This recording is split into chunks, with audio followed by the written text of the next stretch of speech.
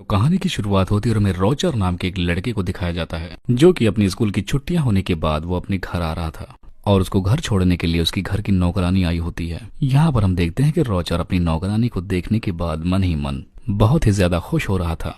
अब हम देखते हैं कि वो घर पहुंच जाने के बाद अपनी मॉम से मिलता है, लेकिन उसकी मॉम की नजर उसके गीले पैंट पर पड़ जाती है। दरअसल यहाँ पर हम जान पाते हैं कि रोजर ने अपने नौकरानी को देखते हुए अपनी पैंट को गीला कर लिया था, जिसको उसकी मॉम देख लेती हैं। अब अपने घर के अंदर जब वो आता है तब वहाँ पर वो अपनी सिस्टर से भी मिलता है, जिसके बाद उसकी सिस्टर उसे अपना घर और जंगल घुमाने के लिए लेकर जाने लगती है।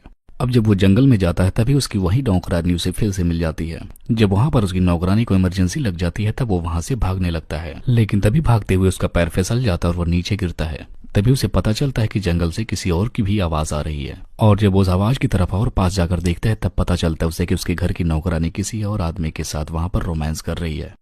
और ऐसा देखकर रोजर फौरन अपने घर पर आ जाता है। अब जब वो अपने घर के कमरे में होता है तभी उसे फिर से आवाज सुनाई देने लगती है। अब जब वो अपने दरवाजे से बाहर देखता है तभी उसकी नौकरानी उसे दिखाई देती है, जो कि अपने रूम से आधी ही बाहर निकली होती है और वहां भी कोई उसके साथ इंटीमेट हो रहा होता है। अब जब ये अपनी बहन के साथ सोने लगता है तब उसकी बहन उसे बताती है कि हमारे घर में जो आंटी रहती है वो अभी तक वर्जिन है।